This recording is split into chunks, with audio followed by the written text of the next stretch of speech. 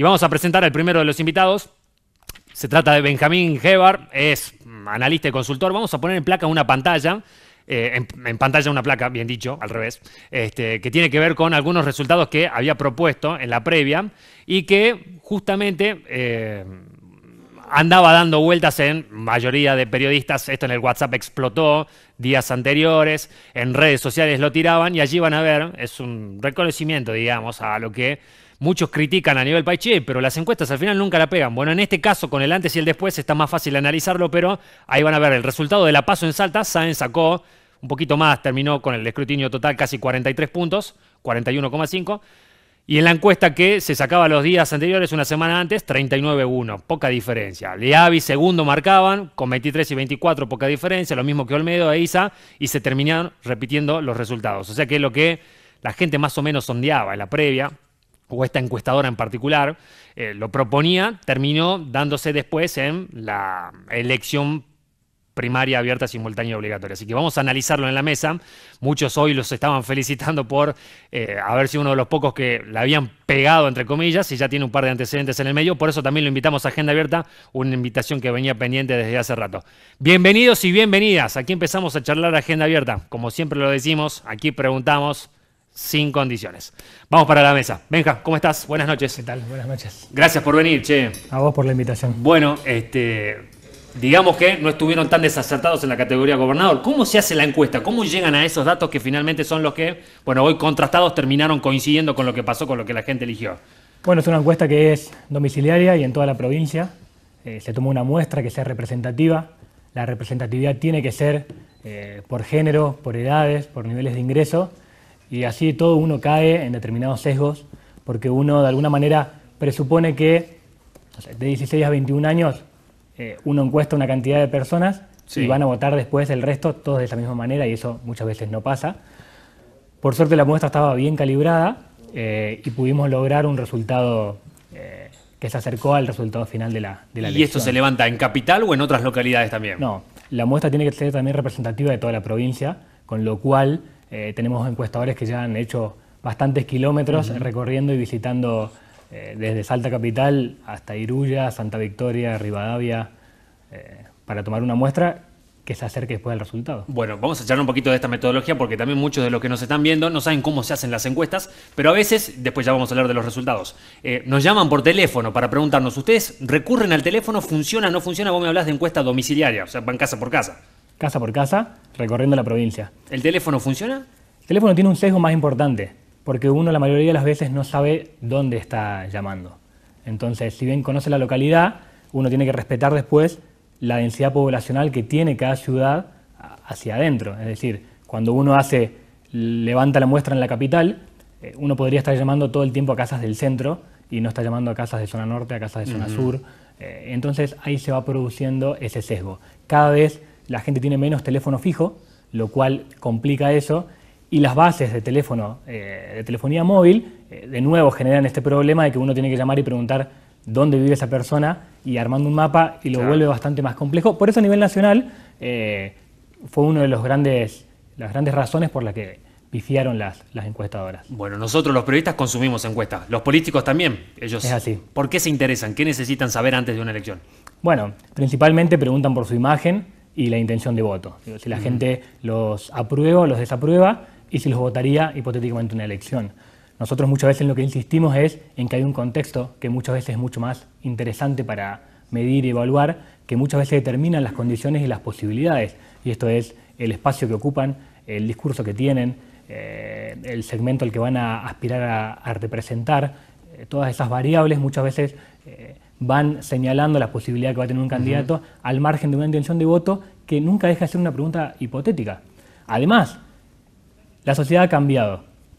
La forma en que nos informamos, que nos alimentamos, que nos relacionamos, y la consultoría sigue haciendo las mismas preguntas hace 50 años, que es, si las elecciones fueran mañana, ¿usted a quién votaría? Claro, el mismo modelo, digamos. Tal vez nosotros también debemos empezar a revisar eso y a evaluar, porque es otro de los problemas que se ve a la hora de cuando dicen las encuestadoras fallaron. Bueno, tal vez también hay un problema con esa metodología, por lo que es importante entonces el contexto. Bueno, ayúdame a entender el fenómeno Sáenz. Terminó siendo quizás el gran ganador de las elecciones del domingo, de las PASO. ustedes medían también y les daba alto, pero ¿se imaginaban que supere el 40% y que termine sacando esa diferencia con Leavi, con el Frente de Todos? Nosotros teníamos un número parecido, lo que teníamos era la tendencia de crecimiento. Nosotros durante casi 2 años, los últimos 2 años de gestión de Gustavo Sáenz, siempre tenía la misma intención de voto, siempre tenía 30 puntos. En determinado momento, después de que se conformaron las listas y las alianzas y se confirmaron los vices, ahí empezamos a ver un movimiento. Y ese movimiento empezó a crecer y fue sostenido. Evidentemente encontraron el discurso, encontraron el mensaje que generó empatía, y eso le permitió un crecimiento. La encuesta terminaba una semana antes, todavía con 7% de indecisos. Uno tampoco sabe dónde van a ir, puede hacer determinadas proyecciones, decir, bueno, de este 7% la mitad irá para este candidato, la otra mitad para el otro, con lo cual podía seguir creciendo o no. Por el otro lado también uno veía, lo mismo pasó con Leavi arranca en 15 puntos y también pasó por momentos de crecimiento, lo ayudó mucho la elección del Frente de Todos a nivel nacional, pero por ahí puede verse que en las estrategias el discurso se agotó más rápido dentro del Frente de Todos que dentro del equipo de Gustavo Sáenz, con la idea de ser una renovación o un cambio contra votar y poner a la Argentina en sintonía con el modelo nacional. Claro, eso, la provincialización. Estuvo Sáenz la semana pasada aquí, cerró el último programa de agenda antes de las elecciones, y yo le decía, che, bueno, uno de los méritos quizás sea que provincializaste la elección. Y dice, yo no hice nada, yo no provincialicé. Urtubey fue el que puso las fechas así, terminó quedando de esa manera, y marcaba que sí, muchos no le pasan factura de que, Macri o Sáenz es Macri en Salta, y que no lo relacionan de esa manera. Bueno, en el acto, en teoría, de este jueves que va a venir el presidente, no va a estar Gustavo Sáenz, es lo que nos dicen, pero al margen de eso, mucha gente no le dice, bueno, vos fuiste el referente, Sáenz logró despegar, no lo relacionan. ¿Qué te dicen los salteños o qué notan ustedes en relación a esa cuestión? De que votan a un gobernador, a Sáenz, y no a el Oso Leavi, como por ejemplo el referente del Frente de Todos aquí en Salta. Bueno, cuando te decía que era muy interesante evaluar el contexto, esa es una de las preguntas y de las variables que se evaluaban. Cuando uno preguntaba con quién relaciona a Gustavo Sáenz, se divide casi en cuatro líderes. Hay gente que lo identifica con Urtubey, hay gente que lo identifica con Macri, mayoritariamente lo identifican con Macri, otros que lo identifican como un candidato independiente y hay otros que lo identifican con Alberto Fernández. Mirá. Quiero decir, logró, para mí es el mayor mérito de él haberse despegado. Creo que la provincialización no es un mérito de él, es un fenómeno que se viene produciendo en la Argentina en general. Las elecciones no se nacionalizan. Puede suceder que en un sistema con voto papel la atracción sea muy fuerte porque ese día se elige algo más importante que un gobernador que un presidente. Pero las elecciones no se provincializan. Uno puede ver el calendario electoral nacional y cómo sucedieron todas las elecciones y fueron elecciones provinciales. De hecho, eso se pudo ver y se pudo ver también en Mendoza hace poquito tiempo. La gente elige para cada nivel el representante que mejor cree que puede solucionarle los problemas sin hacer una evaluación de coherencia ideológica entre los espacios. En el caso del Oso Leavi, vos me decías que quizás agotó el discurso antes de tiempo, no llegó con lo que pasó. ¿Puede levantar ese su techo? ¿Qué pasa si llega antes las elecciones presidenciales, Alberto Fernández presidente, vuelve para Salta? ¿Lo ayuda tanto o no? Había venido para el Delmi y no vimos ese impacto. Hay un poco de caras largas en la sede aquí en Salta. Creo que esa llegada de Alberto Fernández, que fue a raíz de una cancelación de Cristina Fernández, también hizo que fuese complicado de alguna manera la venta del acto, la organización del acto. Me parece que terminó siendo a veces más noticia que no lo subían a su rival, que era Miguel Isa, al escenario. Terminó siendo por ahí más ese el tema que la visita en sí, que también de alguna manera lo ponía a Alberto Fernández en un lugar un poco incómodo, de tener que levantarle un poco más la mano a un candidato enfrente del otro. Yo creo que tiene posibilidades de crecer justamente por lo que acababa de decir. La campaña del Frente de Todos se basó en hacer una asimilación de Leavi con Alberto Fernández y poner en sintonía a Salta con Nación. Yo creo que agotado ese discurso no significa abandonarlo. Tienen otras posibilidades que deben estar evaluando en este momento para agregar elementos de motivación del voto para atraer. Por el otro lado también le va a generar un desafío a Gustavo Sáenz porque tampoco sabemos si está acabado o no ese discurso y si tiene también que agregar, pasar a propuestas más concretas o diferenciarse aún más. Paradójicamente, donde uno es poco conocido, es muy conocido el otro, con lo cual se van a seguir cruzadas las campañas y creo que entonces, si bien el partido digamos, está 2-0, Sí. El partido de vuelta no está cerrado. Vos no ves que sea irreversible. Para vos puede darse el milagro. No, que sería- Boca le gane a River en la Bombonera. Es difícil porque, a ver, de nuevo, para que un equipo de vuelta, tal vez un partido, tiene que de pronto hacer bien todo lo que había estado haciendo mal. Entonces, acá no lo pondría en términos de hacerlo mal, pero de repente tienen que hacer algo nuevo. Un ¿sí? giro Entonces, 360, hay que digamos. hacer un giro, hay que plantear una estrategia mucho más agresiva, mientras también Gustavo Sáenz va a seguir jugando. Entonces, es complicado, corren de atrás, pero hoy, a 2 días de la elección, sería irresponsable decir que el partido está terminado. Bueno, y Olmedo, que quedó en un tercer lugar, abajo de Leavi, también estuvimos el mismo ahí trabajando y no eran las mejores caras. Me parece que ellos esperaban hacer una mejor elección. En algunos lugares en donde eran fuertes históricamente, no consiguieron quizás los votos que pensaban que iban a conseguir. ¿Qué pasó ahí? Creo que Olmedo, si uno ve las encuestas y después ve lo que saca, es algo que suele pasar, ya diríamos que es histórico en él, en su desempeño. Mide bien y no ajusta, no tiene la estructura, no tiene la estrategia de cerrar el convencimiento con el votante. Entonces, Olmedo visita Orán, su discurso cae muy bien, pero Olmedo cuando se va de Orán, se va todo lo que implica Olmedo. Con lo cual después trabajan los otros candidatos, entonces ahí se desinfla. Él tiene una frase que es que a sus votos los cuida Dios, y efectivamente los domingos Dios está ocupado en las iglesias o en otro lugar porque no lo hace. Entonces yo creo que esa es una falencia. Yo mismo creía que el radicalismo le iba a aportar un poco eso. Creo que de todas las fórmulas, el que menos explotó a su vice y que más tenía para sacarle era Olmedo. Creo que el papel de Miguel Nani debería haber sido mucho más fuerte, era muy importante porque le otorgaba a Olmedo algo que a él le falta a veces, que es la racionalidad, saber que alguien le va a poner un freno y la estructura también provincial. Que no la tiene, claramente. Que no la tiene claramente. Olmedo cada vez que termina una elección logra concejales, logra diputados, que abandona. Sí, bueno, él denunciaba, pusieron toda la estructura del gobierno de la provincia para un candidato, o la cooperadora la utilizaron en el otro, y él se quejaba de que no tenía los recursos. Yo la hago con mi plata, pero es poco en diferencia de los otros. Necesita territorialidad, que no la tiene, digamos. Es territorialidad, hay que empezar ya a convencerse de que el bolsón, la plata de ese día, no influye, no es determinante en una elección. La gente ya aprendió, y yo siempre digo, bien aprendió a recibir de todos los candidatos, a decirle muchas gracias por lo que trajo y a votar lo que tiene ganas de votar ese día. Bien. Antes de pasar a la ciudad de Salta, quiero terminar un poco del tema panorama provincial. Bueno, ya tenemos este panorama, aparecen los tres. ¿Qué pasa con Miguel Isa en el medio y la doble candidatura a consultarte? Primero, Miguel Isa. Nadie dice, che, ahora los que me votaron a mí, voten a él. Pero en definitiva puede llegar a marcar alguna parte de esto, de las estructuras, a dónde juega. ¿Qué pensás que va a pasar? Bueno, me parece que sin duda no va a ser lineal la dirección de los votos. Me parece que es algo que generan muchas veces las primarias, que terminan enojados. Entonces muchas veces los militantes o parte de un frente termina queriendo que gane el contrario a que el que te acaba de ganar.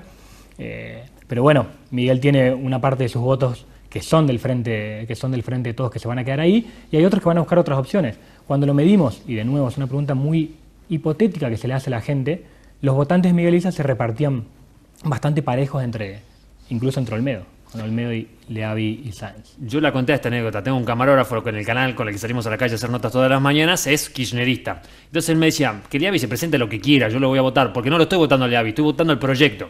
Un tipo duro, convencido del proyecto. Pero le pasó factura que haya ido con Senaduría Nacional y que vaya para gobernador al mismo tiempo a algún votante quizás independiente que a lo mejor pensaba que Macri hacía mal las cosas y que quería buscar una alternativa en Salta.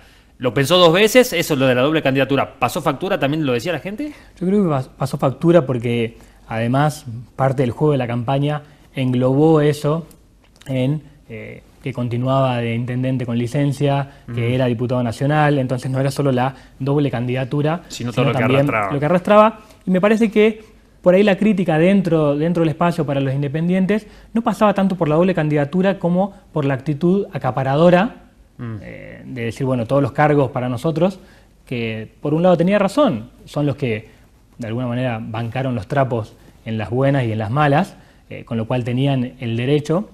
pero después le faltó tal vez un poco de pragmatismo para abrir un poco más el juego y poder ampliar esa base electoral. Bueno, y en Salta Ciudad, Bettina Romero, la gran ganadora también, viene dentro de la línea Gustavo Sáenz. ¿Cuánto influyó eso, que vaya con Gustavo Sáenz, o cuánto tiene de independencia, fuerza Bettina Romero? Bueno, si uno ve la historia electoral de Bettina, encuentra de nuevo el antecedente inmediato, es en 2017 como candidata a diputada, también de Gustavo, también alcanzando porcentajes muy similares, con lo cual uno puede intuir que eso también es como un piso que tiene Bettina Romero. Sin duda el espacio de Gustavo Sáenz en la capital es muy fuerte, le va a costar mantener también la cantidad de votos. La suma de los intendentes sacó más que Gustavo Sáenz en la capital.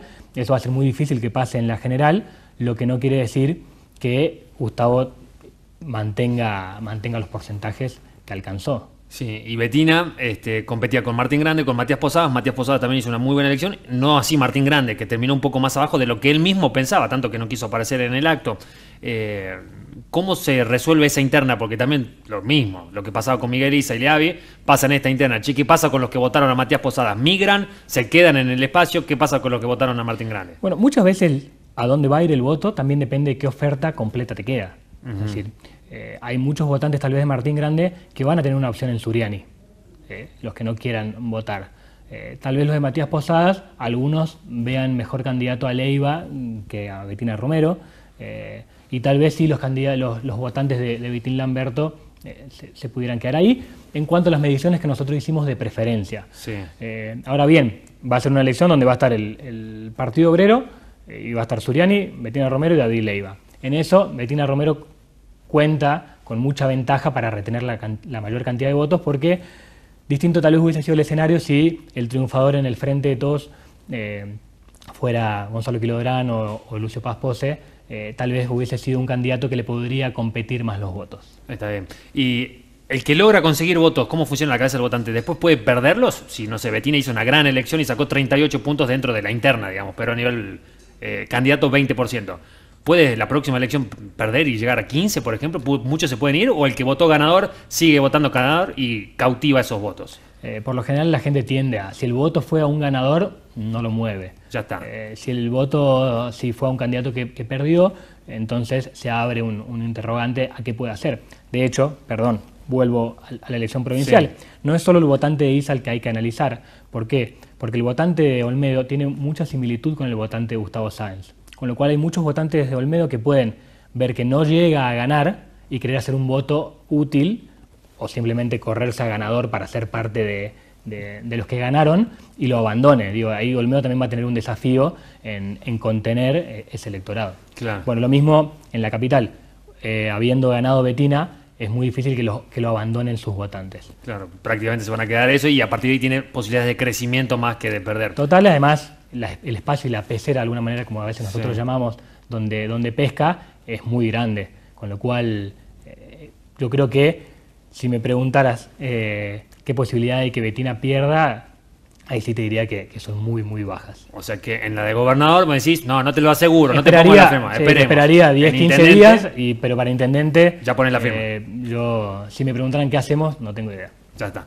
Bueno, y Suriani, porque Leiva fue una interna, la ganó, quizás sacó un poco menos de votos, Bettina fue a su interna, la ganó, Suriani no fue, bueno, sí fue con su Asnávar, digamos, pero casi... Testimonial. Exactamente. Y ahora se presenta otro escenario, digamos. Ahí Suriani, ¿con qué chances llegaron en cuenta? Vos me decís, bueno, ya casi Bettina la ganó, pero Bettina sacó 20 puntos, Suriani sacó 11 y Leiva 8. Si sumaríamos los dos candidatos, llegan a 19, no la alcanzan igual, pero están cerquita. ¿Tiene posibilidad de dónde, Suriani? A ver, ¿qué tengo que hacer si soy Suriani para ganar votos? No, Suriani creo que es también compleja la situación. Tiene para mí los votantes de Martín Grande muy cercanos ideológicamente. Sí. Tiene también un votante de Bettina Romero, pero que habría que ver, como te decía, es muy difícil decirle, che, vení conmigo, cuando la otra candidata sacó más votos. Pero son los problemas que siempre tiene Olmedo y la estrategia electoral de pararse en un extremo ideológico. Le pasa también a la izquierda, cuando uno tiene muy plantado determinadas posiciones, es muy difícil irse al centro para recoger votos. Además, creo que toda la campaña previa la hicieron al revés. Yo creo que el frente que armó Olmedo era muy bueno, era muy competitivo, pero deberían haber figurado los radicales, deberían haberla aportado Olmedo, el PRS con Cristina Fiore debería haberle aportado y Suriani debería haberle aportado ese nicho que tiene. Sin embargo, o incluso también Bernardo Viela, que no participaba con un cargo electoral, pero estaba ahí. Sin embargo, se hizo al revés y todos se pusieron la gorra amarilla y todos se quedaron dentro de Olmedo. Con lo cual también toda esta etapa de posicionamiento, de alguna manera lo perdieron. No, cada uno perdió su propia identidad y su suma, es verdad, es verdad. Sí. Lo vimos en los afiches y en todos lados. Nobleza obliga, así como los números fueron muy certeros en la categoría provincial, nuestra encuesta no apenas figuraba Andrés Suriani. Lo que tienen es un voto ideológico que al votar a Olmedo lo terminan votando. Entonces, al uno elegir lista completa, le provoca un arrastre fuerte que nosotros preveíamos que iba a pasar y eso lo levanta. Pero su voto propio queda muy disminuido y de alguna manera muy... como que no le dieron la importancia que tenían. Bueno, venís atravesando distintos procesos electorales, te toca con tu trabajo hacerlo. Estuviste, esto lo comentamos alguna vez también, pronosticando lo que pasó con Adrián Valenzuela en su momento, cuando sacó una muy buena paso y después en las generales se cayó, no llegó a ser senador. Y ahora a Valenzuela tampoco le fue muy bien en diputados provinciales, quedó medio lejos. Mónica Juárez, que era su primera incursión, le fue bastante bien, fue la segunda después de Matías Canepa. ¿Qué notás de los periodistas, de nosotros los que salimos a jugar en la política y que se meten en esa arena? Bueno, a ver, yo creo que cuando entran periodistas, deportistas o cantantes, están llamando la atención a un electorado que está buscando lo que se llaman los outsiders, o gente nueva, gente que venga de otro palo a participar. Eso puede ser un 20% de la sociedad. Ahora, si en la oferta hay 4 o 5 periodistas, eso se pincha. ¿Sí? Entonces, tienen mucho éxito en un escenario, que fue lo que le pasó a Valenzuela, era Valenzuela contra Durán Cornejo, en su paso contra Viela. Entonces, en ese momento el outsider tiene una potencia mucho mayor que cuando hay muchos candidatos. Y también, de nuevo, vos sos outsider hasta la primera vez que participaste. Después, ya sos un político más, hayas ganado o no, claro, vos ya pertenecés a ese ambiente. Con lo cual, ese interés y esa rebeldía que por ahí se te otorgaba en la primera vez, ya se pierde. Más aún cuando en la práctica ocurren las cosas que la gente de alguna manera señala o tiene catalogadas como típicos de los políticos, que es cambiar de partido, cambiarse de bando, competir por otro cargo como si fuese lo mismo. Entonces, ya parece más político que periodista. Lo último, nos queda un minuto para aprovecharte en esta entrevista. ¿Qué pensás que va a pasar de acá al 10 de noviembre? Van a darse varios procesos en el medio, pero bueno, es lo que queda, un mes para la campaña y ya definitivamente cerrar el proceso electoral en la provincia de Salta. ¿Algún análisis final? Sabemos que puede pasar cualquier cosa, digamos, pero lo que nos quieras decir. No, creo que Salta ya hace un tiempo decidió que quería algo que representara un cambio. Y la elección se va a definir en eso, en quién puede representar mejor una alternativa a lo que hubo en los últimos 12 años. Muchísimas gracias. A vos. Benjamín Hebar es consultor, es investigador político y nos visitó en Agenda Abierta. Hacemos una pequeña pausa y ya venimos para seguir analizando lo que pasó en el domingo de elecciones.